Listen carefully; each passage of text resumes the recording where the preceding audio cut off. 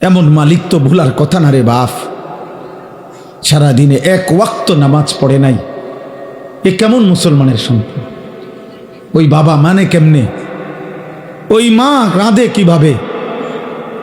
ওই স্বামী মানে কেমনে যার স্ত্রী কোনো নামাজ পড়ে না?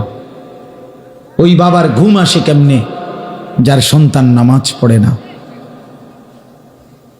আল্লাহ নবী সাল্লাল্লাহু আলাইহি ওয়াসাল্লাম বলছেন, এশার নামাজ এবং ফজরের নামাজ যে পড়ে না, নবীজি বলছে সে মুনাফিক। একাধিকবার বলছে নবী, একাধিক হাদিসে নবীজি বলছে সে মুনাফিক, মুনাফিক, মুনাফিক। এশার নামাজ এবং ফজরের নামাজ যে পড়ে না, লা ইয়াশহাদুহুমা মুনাফিকুন, নবীজি বলছে এশা এবং ফজরের জামাতে আসে না মুনাফিক। বিশুদ্ধ হাদিস। ইন্না আসকালা সালাতিন আলাল মুনাফিকিন সালাতুল ইশা ও সালাতুল ফজর। ওই ছেলে, এই বেটা, মোবাইল ওড়া ছেলে, সরো এখান থেকে, যাও এখান থেকে বেটা।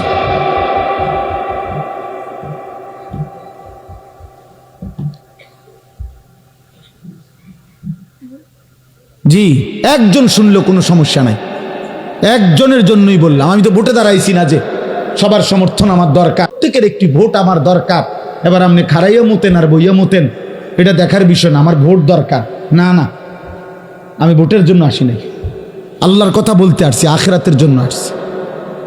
তোমরা একটা ছেলে বলো আব্বা বিষয়টা কি, কি বুঝাইতে চাচ্ছ?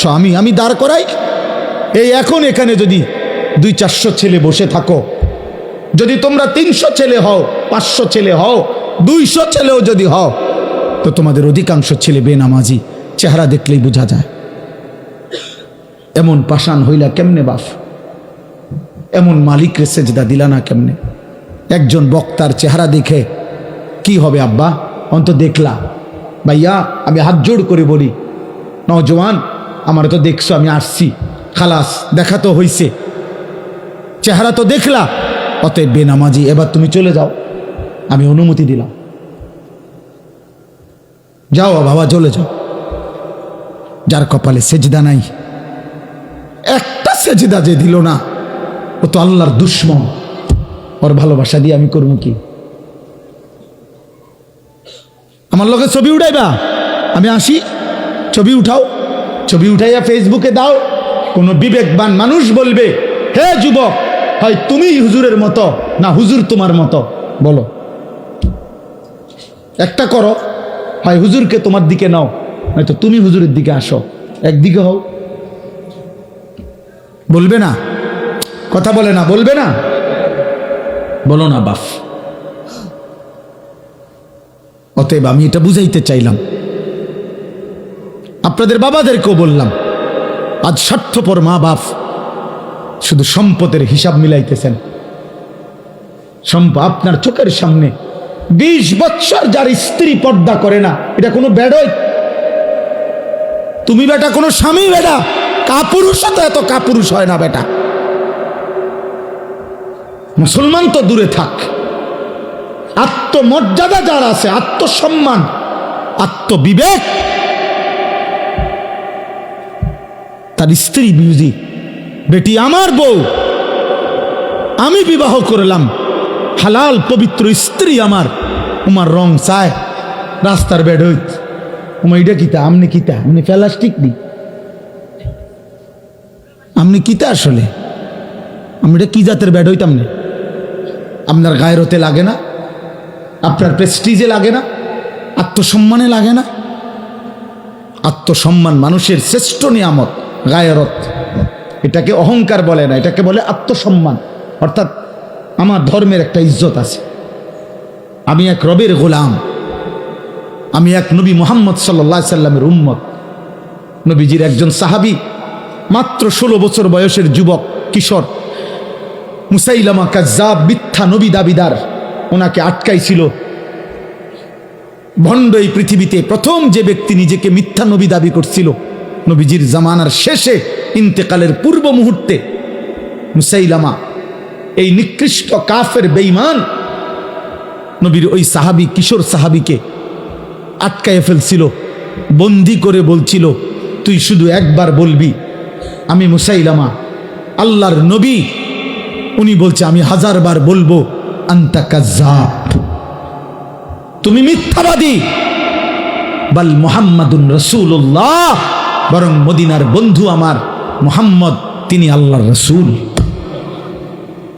আমরা কিতাবে পড়ছি মুসাইলামা এই সাহাবী 16 বছরের, এই বাবা শোনো, 16 বছরের এই সাহাবীকে শরীরের একটা একটা অংশ টুকরা টুকরা করে কাটছে, হাত, নাক, চোখ, কান, জিহ্বাটা কাইটা, সারাটা শরীর কাইটা কাইটা।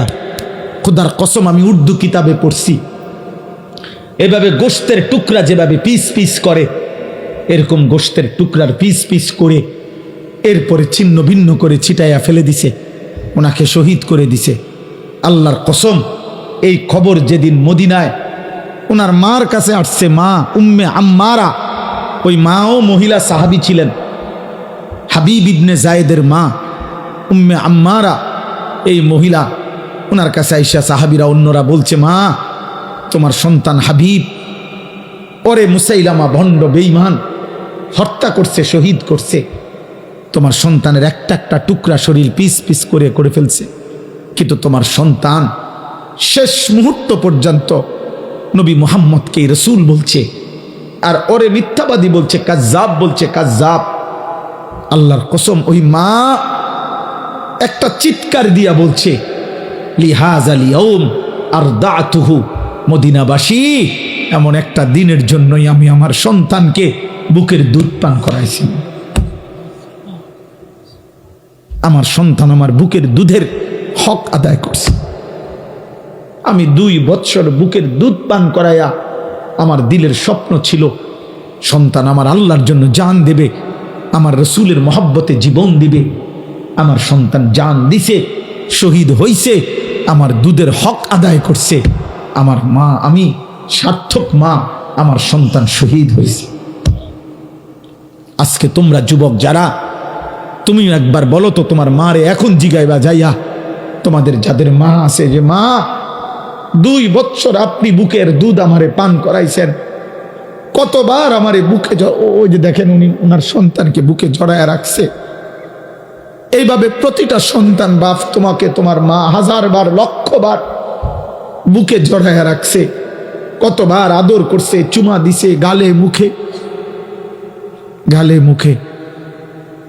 সেই ছোট্টবেলায় বাবা কতবার আদর করছে, কত জনের দেখাইছে, আমার ছেলেটার একটু হাত মুছা দেন, দোয়া করে দেন, আল্লাহ যেন আমার ছেলেটারে মানুষ বানায়। কত মা কত স্বপ্ন দেখছে, খালার কোলে দিছে, ফুফুর কোলে দিছে, দাদির কোলে দিছে, নানির কোলে দিছে, ওই ঘরের মার কোলে দিছে, বুবুর কোলে দিছে। আমার বাচ্চাটারে দোয়া করে দেন, দোয়া করে দেন, বলে দেন, মুছে দেন, ছুঁয়ে দেন। আমার আব্বা, তোমরা বলো তোমাদের মা 2 বৎসর দুধ পান করাইছে 16 বৎসর বয়সে, এই জন্য যে তোমরা 16 বছর বয়সে, 18 বছর বয়সে রাত দিন মোবাইলে উলঙ্গ ছবি দেখবা, নর্তকী দেখবা, নারী দেখবা, জিনার ব্যভিচারের দৃশ্য দেখবা, একটা সেজদা দিবা না, 1 ওয়াক্ত নামাজ পড়বা না, আল্লাহকে একটা বারও ডাক দিবা না। এই তো ছিল তোমার মায়ের স্বপ্ন না?